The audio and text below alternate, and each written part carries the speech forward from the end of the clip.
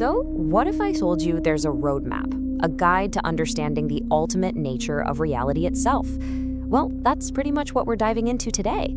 We're looking at one of the most profound chapters of the Bhagavad Gita. We're talking Chapter 7. And it all kicks off with this just incredible promise from Krishna to the warrior Arjuna.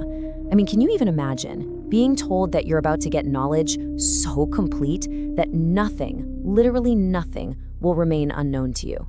I mean, talk about high stakes. That's the premise that gets this whole journey started. So our starting point isn't just some dry philosophical lesson. Nope. It's a divine promise of absolute, total understanding. But, what kind of understanding are we really talking about here? Well, the chapter makes this really crucial distinction right from the get-go. It's not just about Jnāna, intellectual knowledge, the kind of stuff you get from a book. It's about Vijnāna, which is realized truth. Think of it like this. It's the difference between reading a Wikipedia page about water and actually jumping into a cool lake on a hot day. One is knowing, the other is experiencing. All right, so to help us get to that realization, Krishna starts by breaking down the very structure of existence. And he says it's made of two fundamental natures. So he explains that everything is made of these two parts. First, you've got the lower nature. This is all the stuff we can see and touch, earth, water, fire. But it also includes our own mind, our intellect, even our ego. But then, holding all of that up, sustaining it, that's the higher nature.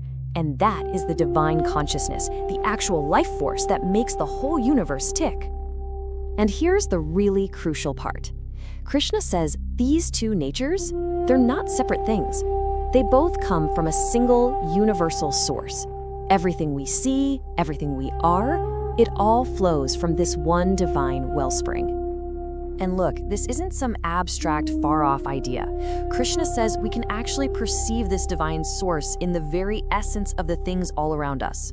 For instance, he says it is the very taste in water.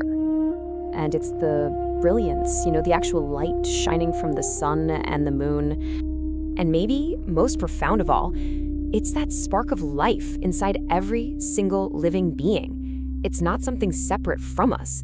It is us. Okay, but wait a minute. This brings up a huge question, right? If this divine consciousness is literally everywhere, in everything, then why don't we see it?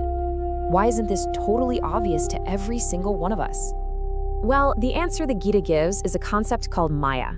And Maya is described as this divine power, like a veil of illusion that's draped over the world.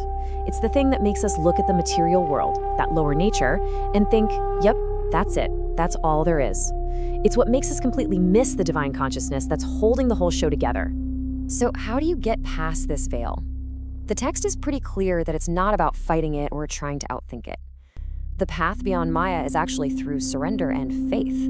It's about making this fundamental shift away from the ego's need to control everything and moving towards a simple, trusting awareness of that higher reality. But this path of surrender, it doesn't look the same for everybody.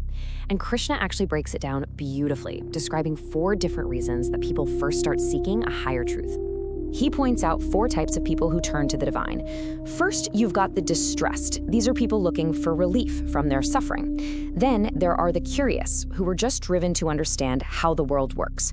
Third, you have the knowledge seekers. Maybe they're after wealth or some kind of worldly success. And finally, you have the wise, and they're the ones who seek truth, just for the sake of truth. Now, Krishna says all of these seekers are noble, they're all on the right path, but then he makes this absolutely stunning declaration about the wise ones.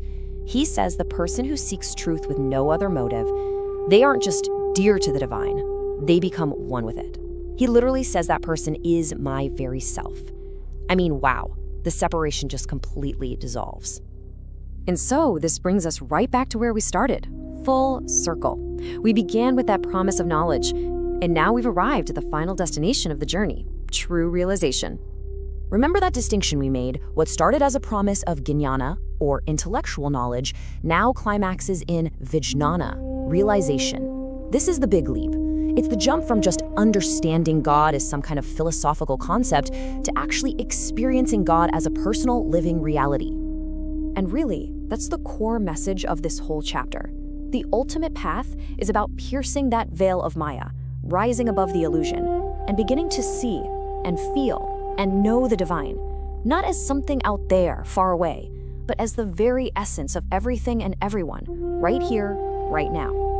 So in the end, Chapter 7 isn't just a collection of ancient ideas, is it?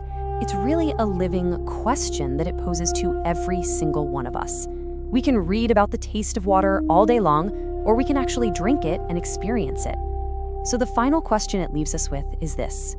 In your own life, how do you bridge that gap between just knowing something in your head and truly, deeply experiencing it?